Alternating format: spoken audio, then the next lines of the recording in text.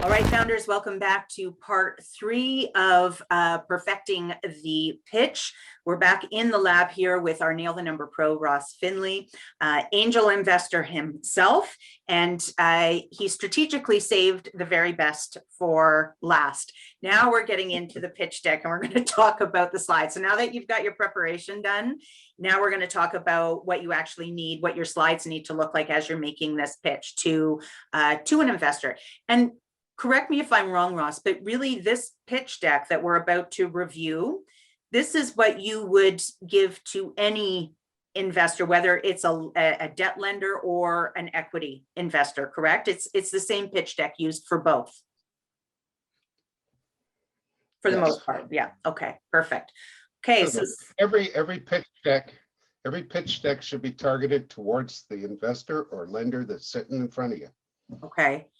All right. So you can make changes. It's not a one size fits all. All right. You have to understand your investor or lender first. So what are they looking for? What do they want out of this? Okay. How are they going to? Yeah. So this is not going to be one pitch deck for everybody. It might just be small modifications to each pitch deck based on your audience. Yeah. Yes. Okay. Mm-hmm. All right. So slide number 1, what's the first slide we need to have in our deck? Well, first thing would be the title, what the name of the company is. Okay. See, a pitch deck is really sort of a structured conversation. And you have to adapt it to each person you're talking to. And so before you pitch, you need to understand who you're pitching to. What do they like? What do they dislike? What have they done in the past? There's lots of people that will take up your time with absolutely no chance of investing. They have no thoughts of it. They're just being nice. They're giving you some time, and they're the worst kind. So that's why you want to find out what you can about the people before. And because that way you can make it personal to them. Yeah. Long time ago, we were raising money for a company that had developed a single dose contraceptive vaccine for seals. So all your pet seals would be able to have contraception. But it also worked on dogs. So, and that was the big money maker. So when you're looking at for an investor, you start off by looking for a rich dog owner. Well, why not? They would get it right away. The distance isn't quite as far to make a connection there. Okay, I love that. So doing your due diligence on the people that you are that you're sitting down with, and that's a really good point. Is with equity lenders as well, is just understanding where they've loaned before, right? Where they've invested, and what that's looked like, and what that relationship has looked like. So we've got that in this title slide. This is the name of the company. Anything else that we're supposed to have on that? Are we actually like personalizing it or addressing it to the audience that we have in front of us? Any other key points? Yeah, you could do that. You could put your tagline in, sort of like what your value proposition is in a few words. Okay. You could, put presented to such and such on such and such a date. Okay. It's about creating a structured conversation. And you then at that particular, before you even move to your next slide, that's where you will have to get their attention and hold it. So one of the best opening lines I've ever heard in a pitch went something like this. In Canada, every year, 7,000 people die because the pharmacist can't read the doctor's handwriting. You have my attention. So we have And then the line is, we have found the solution to that. Just one line, but it hit hard. Everybody can relate to it. And it was, you know, it was powerful. So Ross, So to that's clarify then, that's the first thing. is that the second slide? Is that the problem slide? So we've got the title slide done, and now are we in a problem slide, or is this a conversation that we're having without a slide attached to it? What you've just done is get my attention. Okay. You have, now you move to the second slide, which is that problem slide, Okay. which says, you know, what expands on that 7,000 number. Gotcha. And you Okay. talk about the problem is the issues in communication between the drugstore or the doctor and the drugstore, or the doctor and the patient in the drugstore, and how this will be solved. And, you know, some of the other problems besides death that happen when people don't get the right medication or the right dosage or whatever. Okay. So I So think that's a problem. so that's a problem. What's really important with that, what I'm hearing in that, I'll share a little story with you. I actually applied to an incubator program not too long ago. I won't name which one it was. And, you know, having over 20 years, 30 years of entrepreneurial experience and 20 years with numbers, to be honest with you, I was cocky. I thought, this is a no-brainer. I'm in, there's no problem here, right? Like, I thought I had everything understood, and I got the email back saying your application has been denied. I did what? I did this unbelievable kind of like, this is unbelievable. How could this possibly be? I thought I had everything locked in. And it said, you want to revisit your problem statement. And so I went to one of my colleagues, it's all about user-based design and problem statements. And she's like, well, of course you didn't get in. You have talked about all of the issues that are attached to the problem. So when it comes to finances, all of the issues, but you haven't articulated the impact that those issues are having on people. So to your point, what I love about what I've heard from you is that as you're talking about the title slide, go into the impact, right? This means this for people. And this is the devastation or the pain that's being caused. And then now I'm hearing the slide is then, this is all the issues. This is what has caused that impact. And then, is that right? Did I get that right? These are the problems that and issues that lead up to that number of 7,000 people being dead because of that. So that really clearly shows that, one, you understand the problem. Number two, you understand the sector, and that you've thought through the scope of it, the size of it, and you're ready to take that on, you know. Beautiful. Okay. All right. So thanks for clarifying that piece. And so how does, just so I get an extra layer of clarity then, the value proposition that you recommended, is this something different than the problem statement? Is it something different than the solution? Well, they're all related. Okay. It's that it's what you're saying, the value that you are bringing to the table, you know, stated in a single sentence. Okay. It's kind of like what they call, you know, a twitch, which is a Twitter pitch, or 12 seconds to holy shit, you know. Okay. That's what you get. All right. That value prop. So if I'm going through the slide deck, we've got the title slide, Yep. we've got then the problem slide, and then what do we move into? Is it the value proposition and then articulation of the solution, or what's the next slide then that we want to look at?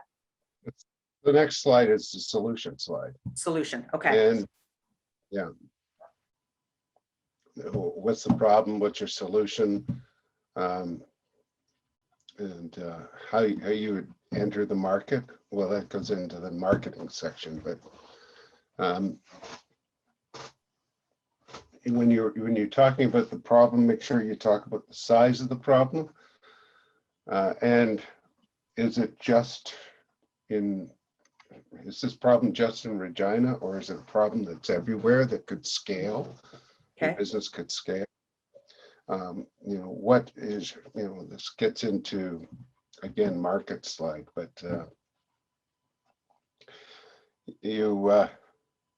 so you're doing problem, solution, and then you want to talk about how big this problem is and how you intend to roll out your solution, which would be getting into that market area. You don't have to, one of the big problems that founders tend to make is they're in love with their technology or their solution or whatever. And so they spend a lot of time, digging in on their solution, their technology. And that's when you put people to sleep.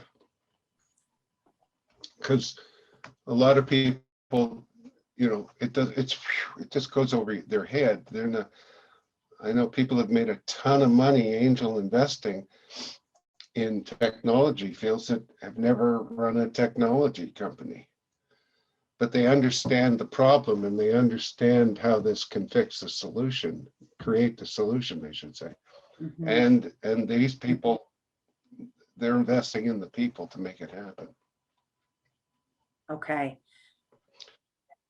So, and then once you get to the market, you have to fully explain how you're getting to the market, how big it is.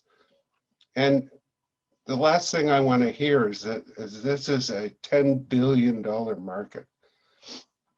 Buddy, how are you ever going to get into a $10 billion market?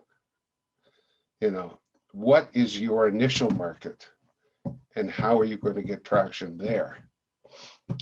And then you can move forward. And then you get into, and this whole market thing is really important. You cover competitors. And if you say, well, my competitor is Microsoft, oh shit, good luck. Okay. Or the other kiss of death is if you say, I don't have any competitors. You always have competitors. Right. The status quo is a competitor. Is if your competitor is the status quo, then you have to figure out a way to how to move people off their comfortable seats to try out your whatever. Yeah. So the status quo can be very bad. Okay. Yeah, and I think conversely, status quo for sure, and then also being first to market is also a little bit of a challenge too, right? Pioneering new territory with no competitors, as you mentioned, because you're brand new on the scene. Then you typically have a huge capital investment to educate. What comes to mind is all of those. I think you've referenced this before. All of the search applications that came before Google. Right, those web browsers that were first on the scene and excited to be there, but didn't last because they had to make the investment in educating the market. And then Google comes along, the market already knows what these browsers are all about, and they got to spend their money on functionality instead of education. Right, exactly. Okay. And go ahead. Nope, you go. It's all good. There has to be a market want versus everybody comes to me and says the market really needs this. Yeah, but does the market want it? Yeah. And I've used this example before. It's like you talk about, fitness and fitness facilities are growing because people want to get fit. They want to lose weight, and but they're only growing at about 5% a year. Why? Because people don't want to put in the effort. They don't want to have to drive to the fitness facility and work out. What they want is to take a pill Sunday night and get up Monday morning skinny. Yeah. You know, that's what the market wants. Want easy. So that's the difference between a need and a want. Yeah. Yeah. And Well, you have a much easier chance. I can personally relate to that because I think that this is part of the challenge that we have with financial empowerment, right? We need it. I mean, 85%, 87% of businesses fail because they're not managing their numbers and they're abdicating it to the accountants and the bookkeepers that just aren't in it. So they're not making sound financial decisions, but nobody wants to do the numbers, right? It's painful for a lot of business owners to actually get out their Excel sheets and start calculating and seeing where they're at and doing the ratios. And there's a real barrier there, which is, you know, why we're doing these episodes, is to at least engage founders and let them recognize what it is that they don't know, and that really there is no magic pill that you take and you lose 25 pounds of. You've got to do the work. This is what separates the people who are successful from those that aren't. They do what they don't want to do to get to where they want to get to, right? So I'm sure you must see this all the time with founders that come to you. Yeah, one of the things that I just remembered the point I was going to make, and you brought it up with your first to market. First to market is fine, but unless you have a strategy for staying at the top of the market, it doesn't count for much. So that gets all into the whole IP. Do you have any intellectual property? Do you have anything that's going to create traction or stickiness with your customers? And if you don't have an intellectual property, and the other thing is, a lot of people won't invest money into a service business. Why is that? Because you're only as good as your next contract, or you're as good as your last contract. Okay. And there's you could fall out of favor tomorrow, or you could have a ski accident and not be able to go around telling people nail the numbers. Yeah. And so they're much more difficult to invest in. Good point. And the other thing is, just going back to one of the previous episodes of this, you want to ask for money when you don't need it. Okay, you will not get even a line of credit is lending. It's money for you. It's free. It's not free, but it's money that's there if you need it. Yes. But you can't get a line of credit when you need it.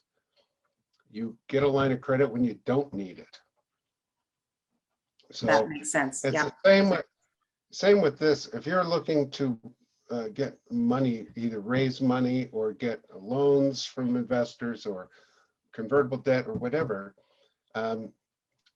it's going to take you 3 months, usually 3 to 6 months. So as you're going into the process, you should be 6 months out from when you're going to need the money. That's when you start doing it. So that's, again, getting to nailing your numbers and knowing when you're going to run out of money. Because the founder of a company, their sole job is to never run out of money. Love it. Love it. Okay, that's a great point there. So let me just bring back to the pitch deck. I just want to make sure we've talked about a lot of different things. Yep. I just want to make sure that we've got a framework in which founders can start building these slides. So correct me if I'm wrong. This is what I've heard. Let's go back to that. The first slide, we've got the title slide.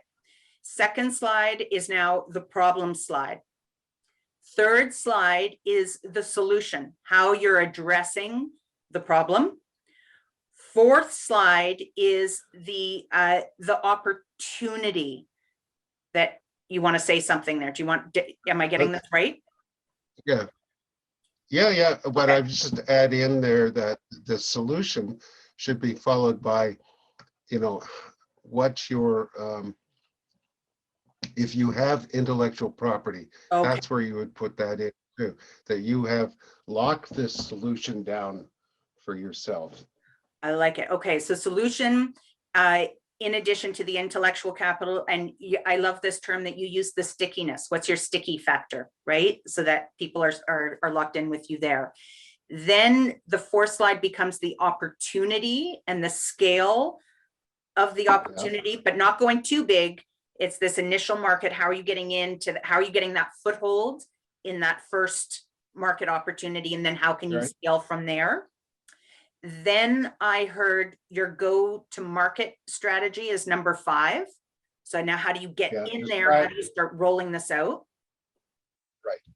Okay. Anything you want to add there? And well, then the next slide would be, here's who your competitors are. Okay. And this is what you're differentiating, how you're differentiating yourself from the competitors. Perfect. Okay. And then your next slide. Okay, then your next slide would be start talking about the business model, how you're going to make money. And do you have a model that has one-time fees, or do you have monthly recurring revenue? Do you have are you going to be running sales every 6 months, whatever? okay. But how are you going to make money? It's important. Yes. All right. So we've got the money piece. Pricing structure and all that. Okay. How did you come up with the cost of the price of your product or whatever?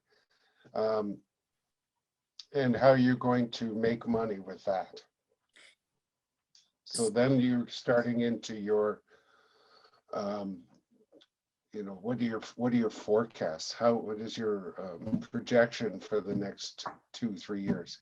Okay. And we all know that anything on the revenue side is a guess after year 1, and probably wrong. Right.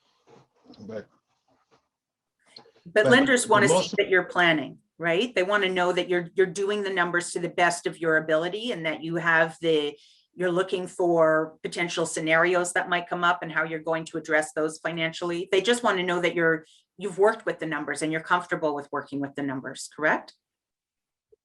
Yeah, we want to know what assumptions you made to come up with these numbers. Okay. Can you explain an assumption for founders watching? What does that mean to them, for you? Well, what that means is, okay, so we're assuming a 10% growth per month. Okay, so how did you come up with that assumption? What makes you think you're going to get 10% of growth? Have you talked to potential customers? What feedback have you got from them? Have you gotten prototypes out there and gotten feedback on? Have you had an initial run? Have you done one of those campaigns where you go online and pre-sell the product? And what's the results from that?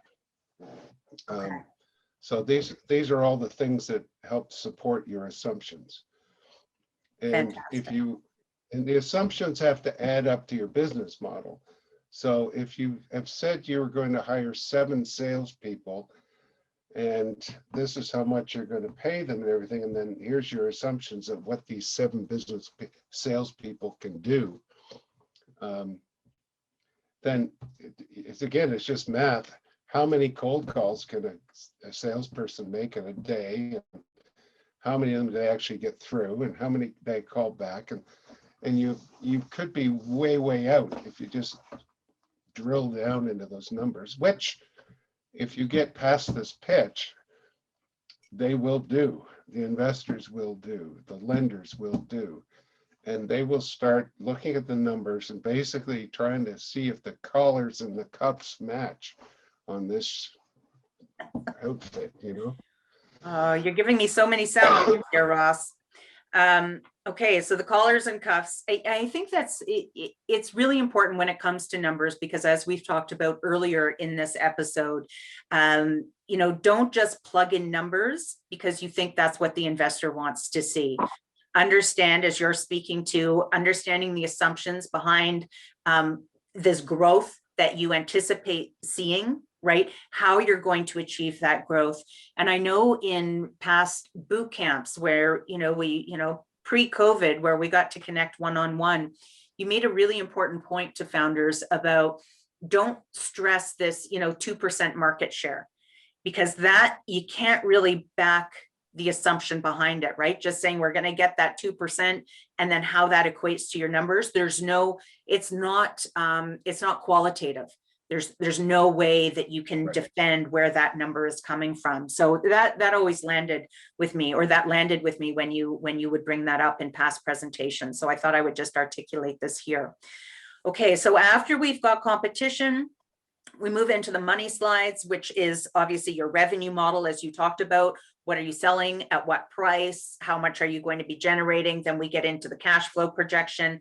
That cash flow projection is obviously then also going to be able to articulate, the working capital requirements to make sure, to your point, the number one job of the CEO or founders to make sure you never run out of money. So now you can articulate use of funds, right? We need X amount of money for this much for working capital, this much to buy XYZ, and this much for whatever that looks like, but being able to clarify the use of funds. Where then do we actually, yeah, go ahead, Ross. I was going to say, after the financials, I would go into who the team is. Team, okay. Who have you got with you? And then who are your advisors? What do they add to the equation? And then I would go into how much money you're looking for and what do you want to do with it? Okay. All right. Okay. So money, revenue, projections, then we move into team, your advisors and your employees / consultants, whatever those individuals might look like, and then going into how much money is needed and how it's going to be used. Just coming back to the team piece for a minute, because I remember in one of the presentations, this was another message that you shared with us that really landed with me, was that especially in the case of equity investment, most businesses do not fail because they don't have access to capital, because they've got angels. They've got the angels there. It's usually because they don't have the right team in place to execute on the plan. They're missing the expertise to actually bring that plan to fruition. Is that, is there anything that you want to expand on there? Yeah, I had a slide about the number one thing that ensures a company's success is getting into the market, timing in the market. Okay. Are they too soon? Are they too late? Or are they just right? So it's the Goldilocks thing. Okay. So 42% of businesses will fail because, or 42% will succeed because of that. That they're at the right place at the right time with the right product. Beautiful. And then everything else flows out of that. And the last thing is, do they have enough money? Okay. And I chuckle on that just because I think that many founders think that money is the number one issue, right? And I think that that's because they're putting out fires, right? If they're putting out fires, that's where the pain point of money comes in, because they're thinking money is what's going to keep me alive. But I love how you just flip that right side up. And it's actually, no, it's about being at the right place at the right time with the right product. That's the number one thing that you need to look at. And then if you have all of those, money comes, because I imagine this is where the investors and the lenders get really excited about what it is that you're doing. We had a company that we invested in, it was way ahead of the marketplace. Mm. And so we had to reinvest and reinvest because it was always, we were waiting for the market to catch up. And it never did. And they had VC money and every kind of money, but they still went under after raising something like 60 or 70 million bucks. Yeah. They still went under. Yeah. You know, this, it reminds me of back in the day, I worked for Bell Canada, and Jean Monty was the CEO at the time. And it was a phenomenal experience to work for that company. And we were starting up Western Canada, and in the middle of that growth, Jean Monty made a decision. So I'm sharing this story because I know a lot of founders kind of get stuck in this right time, right place, but this happens across the board with large enterprise as well. And so Jean Monty at that time, he was an innovator and saw this opportunity that he called convergence, where media outlets actually started to converge together between radio and television and print. And it wasn't long. He was probably, I forget the exact number, but I would say he was 3 to 4 years ahead of his time. And so that investment, millions, dare I say billion, it shifted the whole dynamic of the company, because he bought into all of these media outlets saying, this is the way of the future. Convergence, we're going to see this with media outlets. And so because it didn't pay off though, in the time frame in which he anticipated it to, and I think it was like a 2-year horizon where he said, we're going to start seeing the world doing this. He actually, with such grace and dignity, he actually resigned. He's like, I made the wrong decision for the company. I was ahead. I still believe it's going to happen, but it didn't happen when I anticipated it was going to happen. So I'm going to step down, and we're going to get new leadership in. And then convergence happened like a year later, 2 years later. And that's what you see now, right? So I just share that story because it's across the board. It's, being in the right place at the right time with the right product. I love it. So thank you, Ross. And so how do we wrap up this pitch deck now? Like, what is the final slide that we should, that leaves people with a really powerful message? Well, the last slide is, here's how much money I need, and this is what I can do. And this is how I intend to pay you back, or, give you a return on your investment. So what your exit strategy is. Because one of the things that every lender is thinking about is when they're going to get their money back, and right. at what rate. I mean, and same with an investor. With an investor, until you pay them back, you're just a donor. You got nothing. You have something to say, but they don't have to listen, right? Yeah. So that's where you end up and then summarize the key points that you've made. There should be a summary at the end that says, and this is why you should lend me money, or this is why you should invest in me. Boom, boom, boom, boom, boom. Beautiful. And then questions. And then the other thing that you should remember is that your pitch presentation is not a script. It drives me nuts when people put the slide up and then read it to me. I learned English many years ago, and I can read. I do not need you to read it to me.